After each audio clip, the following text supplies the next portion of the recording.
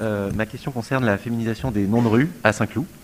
Tout simplement parce qu'il s'agit pour l'espace public d'améliorer la représentation des femmes. Alors, quelques statistiques. Je parle sous votre contrôle évidemment, puisqu'il y a des noms de rue qui sont pas, que j'ai pas encore fini de classer.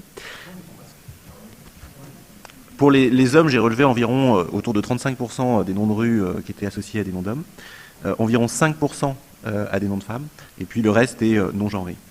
Mes chers collègues, j'ai une bonne nouvelle.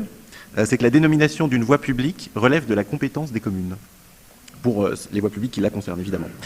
C'est au conseil municipal d'entériner cette décision, et une fois la délibération adoptée, un arrêté municipal est pris. Alors, quel nom peut être donné à une rue ?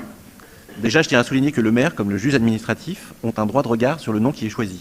Ce dernier ne doit pas, par exemple, porter atteinte à l'image de la commune, ni heurter la sensibilité de personne, et ne doit pas être de nature à provoquer un trouble à l'ordre public. Dans le cas où la ville choisirait de procéder à un appel à suggestion via une concertation numérique, par exemple, je préfère le préciser à l'intention des petits malins qui seraient tentés de proposer des noms ne respectant pas ces critères. La difficulté. La gêne principale est de contraindre les personnes ou les organismes domiciliés dans la rue à renommer à des démarches fastidieuses pour les informer leurs interlocuteurs de leur changement d'adresse, mais non de domicile. Cet inconvénient peut motiver un recours des habitants concernés devant le tribunal administratif. Pour empêcher cela, nous proposons que la commune veille à bien accompagner les riverains dans leur démarche de changement, que la commune les indemnise forfaitairement des quelques frais occasionnés. Cette difficulté n'est pas insurmontable parce que dans le passé de l'histoire de la commune, cela s'est produit à de nombreuses reprises. Oui.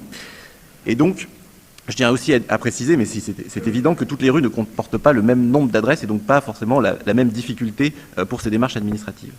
J'en arrive enfin à la méthode, aux deux questions que tout le monde se pose. Quel nom de femme choisir et par quelle rue commencer ?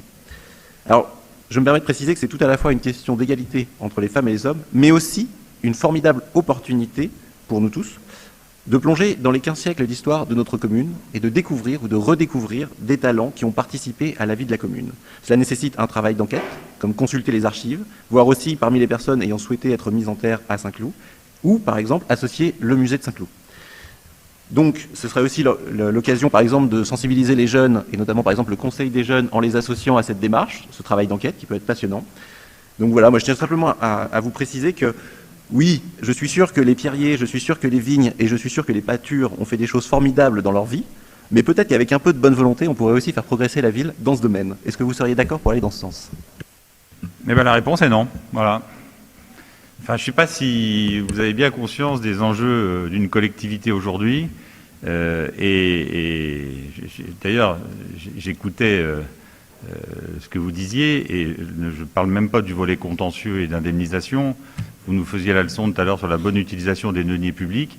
Voilà, vous, votre proposition, c'est qu'on s'engage dans une démarche qui va générer, parce qu'on le sait très bien, le débat thème est probablement la chose la plus complexe. Parce qu'il faut être très clair, vous racontez un tas de trucs, mais en fait, il n'y a pas une rue dans notre commune qui n'a pas de nom. Il n'y a pas une rue dans notre commune qui n'a pas de nom. Donc, le processus très intelligent consisterait à débaptiser une rue pour ensuite lui redonner un nom. Je ne sais pas si vous avez eu un peu d'expérience de la chose publique, je pense que non.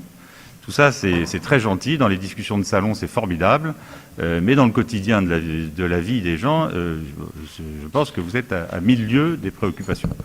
Et deuxième chose, nous, on a des sujets de préoccupation quotidienne pour accompagner nos administrés, et donc on a tout à l'heure délibéré, d'ailleurs, sur le rapport égalité homme-femme, on est tout à fait engagé dans cette dimension. Mais là, je pense que, enfin, je ne sais pas très bien, peut-être que ce soir, vous avez eu un moment de grâce, parce que là, vous nous faites enfin bon, c'est bon. Donc la réponse est non. Question suivante. Ok, je retiens donc que pour vous, ce n'est pas la priorité du moment, mais je tiens juste à repréciser que ça s'est fait à de nombreuses reprises dans le passé de débaptiser et rebaptiser une rue à Saint-Cloud. Voilà, il suffit de regarder les archives.